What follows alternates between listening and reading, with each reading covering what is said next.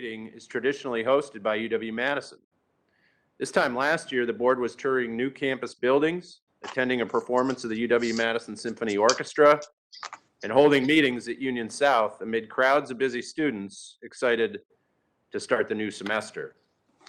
That was the board's last in-person meeting before the pandemic fully hit. Now our usual meeting room at Union South is serving as a COVID-19 testing location. Chancellor Rebecca Blank has joined us today to discuss how UW-Madison has continued moving forward during this challenging year. Chancellor Blank, good afternoon and welcome. Thank you very much. And I'm always delighted to see everyone, even if it's virtual. I'm very sorry that we couldn't give you lunch, and I'm particularly sorry I can't have you all over to my house tonight for dinner. But given how hard it's snowing outside right now in Madison, you may be happy you're not in Madison. So this past year has been a challenging time. And I like to say we're in the midst of three crises here on campus. The first crisis, of course, is the COVID crisis. Out of that comes the second crisis, a financial and budget crisis. And at the same time, we're also dealing with a racial justice crisis with a very heightened sense of urgency around issues related to racism and social justice. And I want to talk a little bit about how we're handling these challenges and how we're looking forward to post-pandemic opportunities. So this year, we've lost a lot of the celebratory events that make being around a university so much fun. We didn't have convocation. We didn't have commencement. We aren't having conferences or concerts or athletic competitions. Nobody's gathering on the terrace. And that makes this a harder place and a less fun place.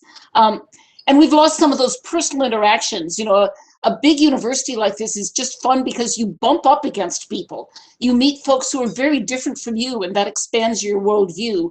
You have a chance to work with and talk with world-class faculty, or you have an opportunity to come to a seminar, have coffee with someone afterwards, and launch a whole new research agenda. So, it's been a different place with COVID, but we have continued to focus on our missions of education and research and outreach, and are planning to use everything we've learned in this past year to build better educational opportunities for students in the future, and to figure out how what we've learned gives us new ways of doing business as we move forward. So let me start by giving you a sense of how we met some of the three challenges of these past 11 months. And I'll start with the COVID crisis in education. As you know, we sent everyone home in mid-March. We redesigned the entire instructional model in 10 days. We converted 8,000 classes from in-person to online work, and including some things that you could never imagine us being able to teach online. And our instructors got really creative. So, for instance, music instructors found ways for student ensembles to perform together virtually. And I'm sure everyone now has seen some of these Zoom presentations with music that are just amazing to me. Art instructors worked with our MFA students who lost the opportunity to exhibit their senior thesis projects. So instead, they installed them virtually all around the world. And here's a project that was virtually installed at the Mitchell Park Domes. And then there's a lot of learning by doing going on in this process. So Li Chaoping, who's one of really an internationally known dance instructor, adjusted how she taught dance classes online. She started in her living room as she was teaching these classes online, but soon realized that her students were in much more constrained spaces than she was. So she moved to her office so that she and her students were both in spaces with similar constraints. A small issue, but one that really improved the whole teaching environment. To bring students back in person in the fall, and to run a more hybrid model of instruction, we created enormous numbers of new policies and new health protocols. We purchased almost 2 million masks and 7,300 gallons of hand sanitizer. We have tested airflow and ventilation in every building on campus. We rearranged every classroom, every workspace, every public space to deal with public distancing. We studied pedestrian patterns and changed the class schedule so that there weren't as many people bumping up against each other in the hallway at the same time. We stood up testing facilities. We administered 148,000 tests during fall semester and built our own labs for processing most of those tests.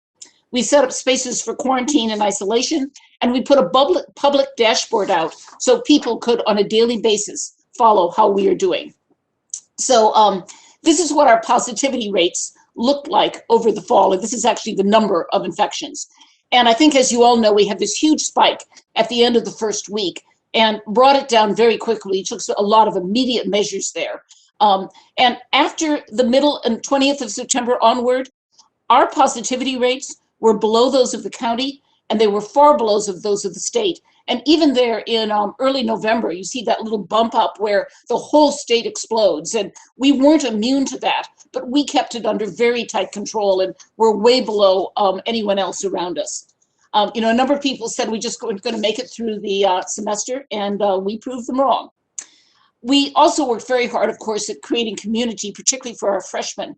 Students got to know others that they might not have met through activities like Zoom talent shows, grocery bingo, and pancakes and pajama parties in the residence halls. Some of them even used the time to start their own businesses. And this is a student who started a business making personalized sneakers for people. If you're interested in purchasing a pair, his company is called Kicks of Chicago. And we worked hard to bring back Badger sports. We worked very closely with the Big Ten to implement extensive health protocols, including daily testing for all of our students and staff. We put the health and safety of our players and our coaches first. That meant we postponed and canceled games when there were health concerns. And we played in an empty Camp Randall, an empty Kohl Center, and an empty LeBron Arena. But we did end the football season on a high note with our big win at the Duke's Mayo Bowl. And we're looking forward to seeing how the season ends for our highly competitive basketball and hockey teams. COVID has also had a deep impact on our research, moving beyond education. We shut down virtually all of our campus research last March, and then slowly reopened it over the spring as we put new health protocols in place. But research activity has become more challenging with continued restrictions on travel, on field work, and on work like observational studies, which simply cannot be done remotely. The good news is that our faculty are using their research time quite productively. Our grant proposals are up 25% from a year ago. Last year, we had $1.3 billion in research expenditures, putting us among the top 10 research universities in the country. Many of our new grant proposals are COVID related. Not surprisingly, a lot of new money on the table for that. And to date, we brought in over $51 million in research funding for projects related to coronavirus. And I could spend the next 10 minutes telling you about some great projects. Let me just mention one. Computer science professor Michael Ferris is working to develop optimization models that can be used by states to guide decisions about how to transport, store, and distribute COVID vaccines. Something that's going to be both academically interesting, but incredibly useful from a practical point of view for the moment that we're at. But of course, we do more than research and education. We also do outreach.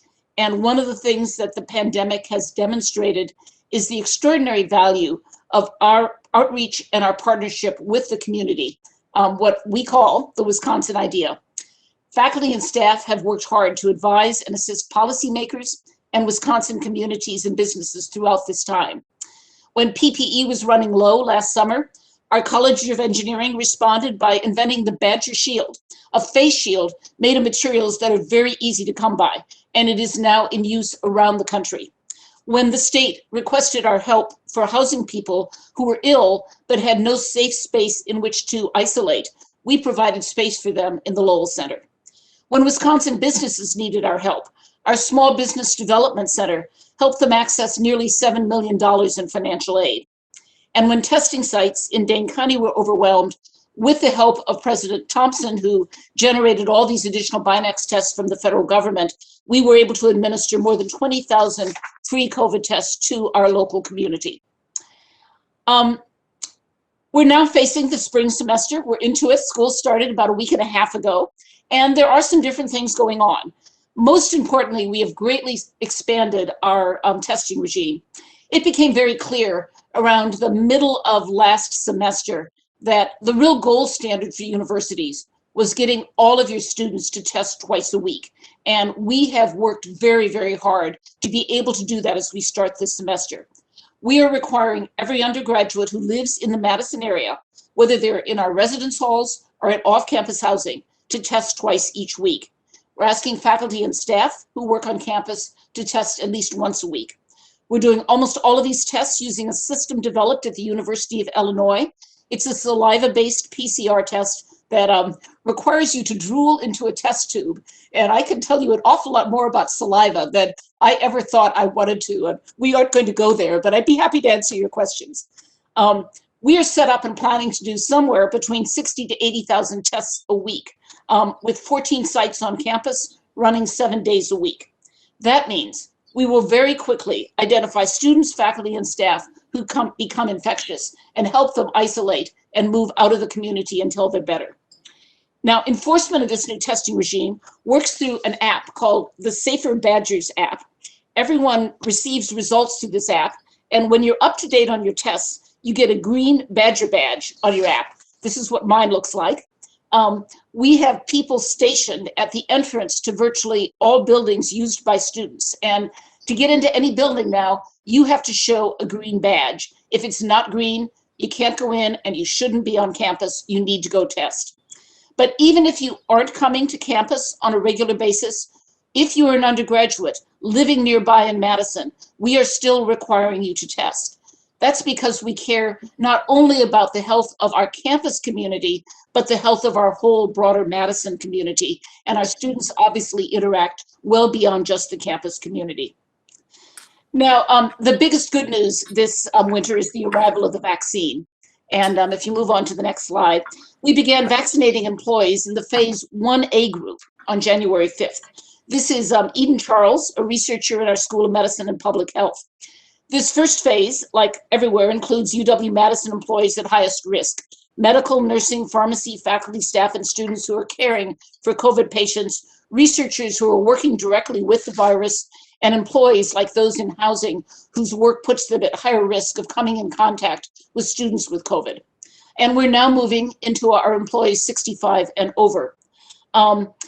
Our goal is not just to vaccinate our own community, but we are in the midst of all sorts of conversations with Public Health Madison-Dane County about opening a community clinic once the dosages become available to also vaccinate targeted groups inside the community that we might be particularly effective at reaching out to. And we've got, of course, the logistics and the spaces to run that type of a clinic. My goal this semester is to vaccinate all of our faculty and staff. If I possibly can, that requires us getting the vaccinations. We have everything set up to do that. And then my next goal is, by the time we reopen in the fall, I want to be able to vaccinate any student who arrives who's not previously vaccinated. And we are set up to do this. We simply need to get the dosages when the time comes. That is the only way that we're going to assure a more normal semester for fall 2021. And we are planning on a more normal semester for fall 2021. So let me move from the COVID crisis into the financial crisis. And I will be very blunt about our financial situation. I know Loren was talking with the Budget and Finance Committee this morning. This past year has been the biggest financial disaster that anyone at UW-Madison has ever seen. Some of you remember the 2014, 15, 16 budget when we really got deep cuts. Our deep cuts were $65 million. This year, if you compare what we thought we would have a year ago before COVID hit, and look at the 15 months from the end of March to the end of the current fiscal year, which is next June, and say, how far in the hole are you? And you add up all of our lost revenues, plus all of the unexpected health-related expenses, we're down $320 million. And, Loren and I occasionally sort of sit around and look at each other and just say, have you ever seen anything like this? And the answer, of course, is no. We are responding very quickly to this. I will note that the impacts have been spread very unevenly. And there's a pie chart coming up here that sort of shows where the losses are. Our biggest losses are in the auxiliary units. And, we've lost around $50 million in athletics. We've lost around $50 million in our housing units. And then we've lost about $50 million in lapsed state funds or unpaid pay plan dollars. And these are money that we either had to return to the state or that we never received, even though we were originally promised them. So those three things alone account for half of our loss. Tuition funding is down a little. We've hit our enrollment targets, but we have fewer international students and therefore more in-state students. And that's changed our tuition dollars by just a little bit, but we haven't lost very much on the tuition front. Two really bright spots in our revenue. Our enrollment in summer programs and professional master programs are way up, so that has not been a problem. And this next one is particularly good news. Our philanthropy is largely holding steady.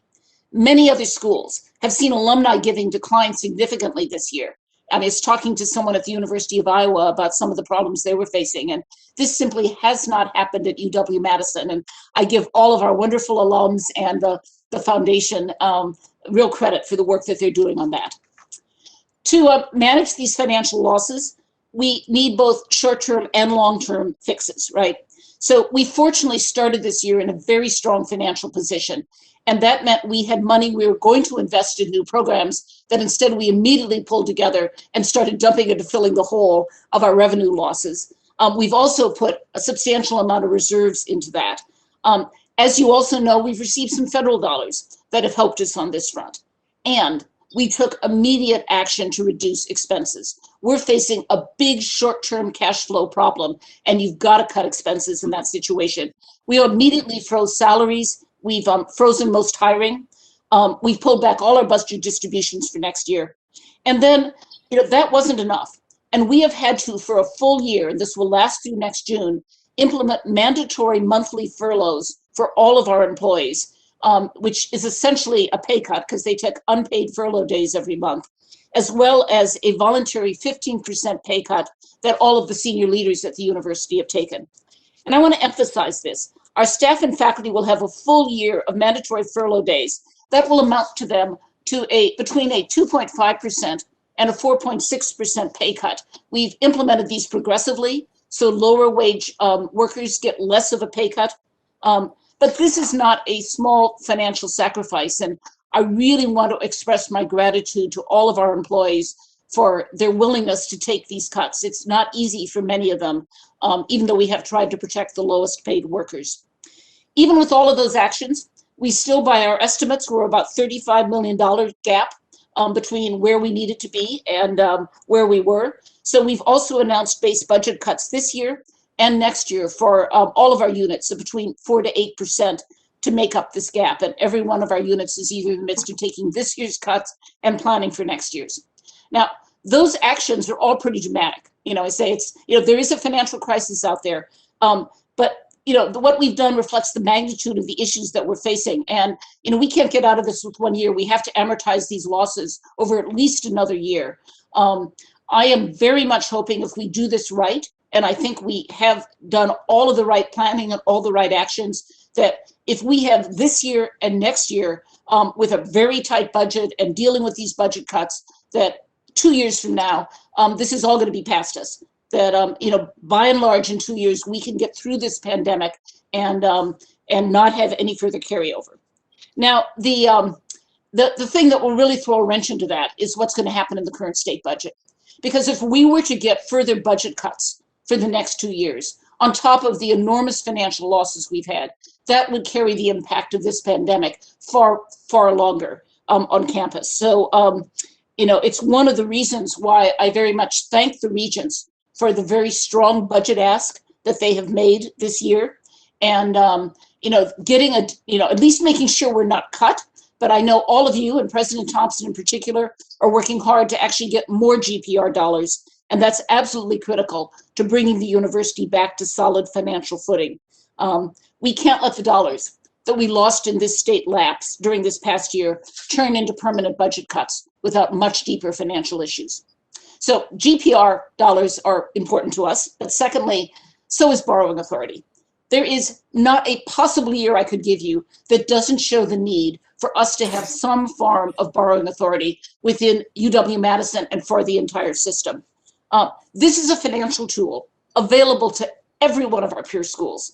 Every other system, every other flagship university in 49 other states. And when you have a short-term cash flow emergency of the sort that we have had, what do you do when you're a $3.4 billion organization? That's UW-Madison, much less a more than $6 billion organization for the system. You spread the current cash flow problem against future good years with borrowing. It's what any institution would do, and it's what every one of our peers would do. You know, to give an example, I noted our athletics department is projected to lose close to $50 million in the pandemic. They're going to pop right back. When everything is back to normal and we're playing games and we've got people in seats, their revenue is coming back. But, you know, they have to survive this year. And you don't want them to lay off all of their coaches and close the whole athletic department down, because then they're not going to be able to revive it very quickly come next September. This is exactly the point in which you borrow money. Every other athletic program has worked with their university to borrow money. And we instead are using, you know, chicken wire and masking tape to try to figure out ways through our reserves to make loans and to try to help them get through this time. It's just a crazy way to operate. We need modern financial tools at this university. Third, along the same theme of modern financial tools, we carry a lot of cash, a lot of working capital. That's because our cash comes in lump sums during tuition periods, but it's also because of the way the state operates. We have to hold a lot of cash until we're ready to build a building. We have to get all of our cash together before we can buy a big contract for new IT systems. So we're regularly carrying some real working capital sums.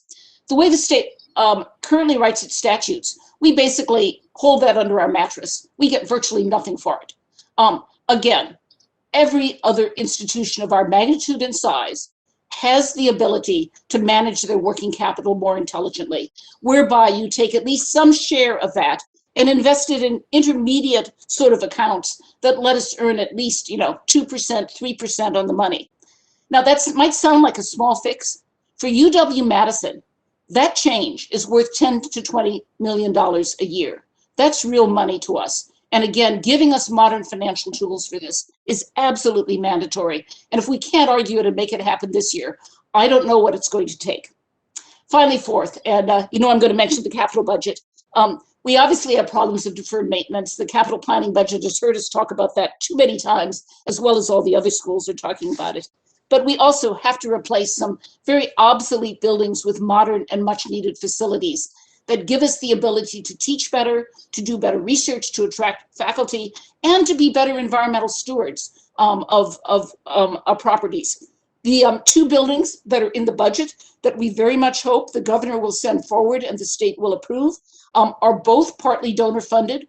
In both cases, we're raising about 1/3 of the money needed for the building, but asking the state to cover the other 2/3, one an engineering building and one the humanities building in LNS. And a number of you a year ago, they had the pleasure of touring those particularly obsolete and outmoded buildings and really got a sense of how bad they are and how badly we need to replace them. Let me move into the third crisis, the racial justice crisis. We aim to provide a welcoming and an excellent educational experience to every one of our students. But we know that too many of our students of color report at times that they feel isolated or even unwelcome. We've been working on a number of fronts to improve diversity and inclusion at UW-Madison, and this is not just a response to what happened last summer. We have had, you know, steady strategic plans and moving things forward and implementing new programs, and have made progress on this, bit by bit every year, and we continue to push on this. Protests across the country, however, and here in Madison last summer, really brought a new level of urgency to all of this work. And we're responding in all sorts of different ways. And again, I could spend the next 10 minutes talking about the whole range of things that have been underway and that are have been more newly started. Our freshman class this year includes a record-setting share of students from underrepresented groups. And we have a relatively new vice provost for admissions and recruitment. And one of the main charges he's been given is to increase those numbers. We also have more students of color in our overall undergraduate class by far than we have ever had before. The new class of faculty that we welcomed in August, we welcomed a very large number of faculty last year before all this crisis hit, that had 85 faculty of color in it. And we made huge progress. Now, some of that is because we put out on the table 2 years ago something called our Targets of Opportunity program that helps departments go after people from groups that are not well represented in their fields. And this has led to a substantial increase in hiring African American faculty, Native American faculty, women in science. One can go after people whose academic work and philosophical perspective is different from anyone else you have in the field. You know, this is broad. I'm going to continue to put money into that, even in the midst of our financial crisis. We can't let go on this program. We have to keep pushing. Every one of our units, each of our schools and colleges and our administrative units, now each has its own diversity and inclusion plan that's geared towards who they are and what they need to work on. And that type of work on the ground, in many ways, is going to end up being more important than anything we do and push from the center. So I really want to thank the deans, the unit heads, and all the people underneath them who are working and implementing those plans as well. But make no mistake, there's more work to be done. This is always something that is in progress. And we need all of our students to know how to interact in a multicultural and multiracial world. And we're going to constantly be seeking ways to improve that. So let me look forward, and let me start with good news. There's always good news at UW-Madison, and I want to end on a high note. Let me mention 4 pieces of really good news. Number 1, we continue to attract renowned scholars. During those bad years of that budget cuts of 2013 and 2015, we lost some of our really top faculty. And of course, our top faculty are big grant getters, major reputation people, and we have had to hire to replace them. And this past year, not the COVID year, but the year before that, we hired a record number of 171 new faculty who've all come into the university this past fall and who bring in major grants and help us attract top students. The $1.3 billion in research funding that we bring in each year is one of the main reasons, and it comes from these faculty, one of the main reasons we have a significant economic impact on the state. And just to tease, we're going to be releasing our latest economic impact study next week, so look for that. Number 2, we continue to make progress on access and affordability. We've created over 5,000 new scholarships in the last 5 years for students at all levels. Since we started Bucky's Tuition Promise, which I announced in February of 3 years ago, 2,800 Wisconsin residents and 1 in 5 of our in-state freshmen are now attending UW-Wisconsin with a guarantee of 4 years of coverage of all tuition and fees. And, you know, I continue to push the message. If you're a low-income student in the state of Wisconsin and you get admitted to UW-Madison, we will make sure you can afford to come. Of course, with these expansions in affordability and scholarships, we've reduced debt levels. People no longer have to take out the loans, and I'm very proud of this number. Last spring, 57% of our seniors graduated with 0 debt. And whatever you hear about debt crises around the country for college students, it is not true here at UW-Madison.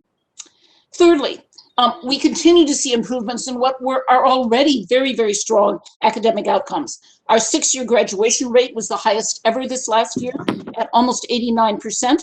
That puts us among the top 10 public universities in terms of graduation rates. Furthermore, the graduation gap between white students and targeted minority students has fallen significantly in the last 10 years. And we have a new record for time to degree, which affects debt. The faster you graduate, the less you need to worry about loans. Time to degree now averages 3.92 years, 4 weeks less than 4 years. The Association of Public and Land Grant Universities, one of our major national organizations that we belong to, recognized us this fall as one of 4 universities in the country that's done an exceptional job of improving our graduation numbers while reducing graduation gaps.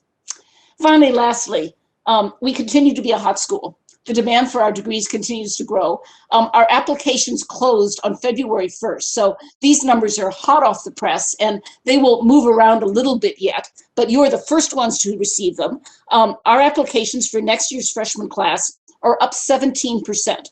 We are going to have close to 53,000 applications for about 7,500 slots. Only 10 years ago, we had half that number. And it's not by chance that our applications have doubled. We are a better school. We are advertising ourselves better. Our reputation has grown. And, our admissions and financial aid offices are working better than ever to do outreach and to attract great students. The foundation of future strength at a university, you can tell pretty quickly by looking at their application numbers, and we're in good shape there. Finally, we continue to improve and innovate. And just to mention a few things going on that I'm very excited about. We always have some new degrees that we're working on, and you folks have approved these. But let me note first that we discontinued 8 degrees this last year, but we've created 8 new degrees, the type of sort of intellectual change you always see happening at universities. So for instance, we've added 2 new undergraduate majors, one in supply chain management at the business school and one in global health that's at the College of Agriculture and Life Sciences. Secondly, last year, I told you a lot about our new School of Computer Data and Information Sciences, which had just opened the previous fall. It is going wonderfully. Our latest count right now in a new school is we have 2,400 undergraduate majors and nearly 900 graduate students in CDIS, in the School of Computer Data and Information Science. And as we've hoped, the school is increasingly becoming not just a great place for majors, but also a place that serves the whole university, all of which need to understand how to understand technology and information. So one data programming course that was offered last semester and aimed at students who were not data science majors enrolled students from 72 different majors from outside of this school. And the school does have this dual mission of create stronger and deeper reputation and strength in the computer data and information field, but also outreach and serve the rest of the university as well. Finally, while we have long taught some online courses, we've had some online professional master's degree programs for years, and we've expanded those, and many of our summer courses are offered online. We this year launched our first online undergraduate degree program as a pilot. It was an interesting year to be doing a pilot, but a good year to be doing an online degree program. And this coming September, we're now rolling out a full slate of online undergraduate degrees aimed at older students who are not going to come to UW-Madison for residential education, who have some college degree and understand they're now at a point they need to complete that. We're going to be rolling out 4 new online degree programs, most of them in the business area, which is where the demand is usually the strongest. And this is a big effort. It requires a big investment because online courses require different marketing, different recruitment, different advertising, and different support services. But we're quite committed to this. We've made the investment, and we are ready to make this successful. So, ask me next year about how this is going. It has, on a number of dimensions, been a difficult year, and I very much hope that this next fall is going to be much more of a return to normal. But returning to normal does not mean going back to what we have done in the past. We have learned something from this past year, and we need to figure out what we've learned and how we use it when we return to what have been more normal operations. So for instance, we've learned to work differently, and in some cases to work better, with much more telecommuting, much more use of distance meetings, and we've got to figure out how to really incorporate that long-term into our business. It means that we can use space more efficiently, for instance. We've learned how to use online educational technologies in ways that can improve learning, even in traditional in-person classes. The provost in the education committee talked about what people have learned about course design and how they've rearranged and redesigned their courses and how that is going to improve future education. And we've reaffirmed the value of scientific research to this nation in a moment of crisis. Our faculty and our researchers, in partnership with researchers all around the world, have helped us in an amazingly short period of time understand how to deal with this virus and help to create the knowledge necessary to develop vaccines in record time. Over this past year, there have been too many days where it's felt like we're simply managing every change that comes at us with a crisis a day. And I really want and look forward to getting back to a operating mode which is less reactive and much more forward-thinking and strategic. If this past year has been a time of simply managing change, next year has to be a time of looking forward, being strategic, incorporating the learning that we all have gained over this year, getting out of our financial problems, and moving forward in good ways.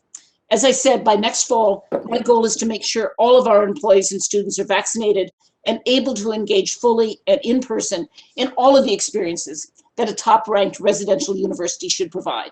And if we do this right, if we do it right, we will emerge from this pandemic stronger than we ever were. So thank you very much. Let me stop there, and I'm happy to take any questions that you might have. Well, thank you, Chancellor Blank.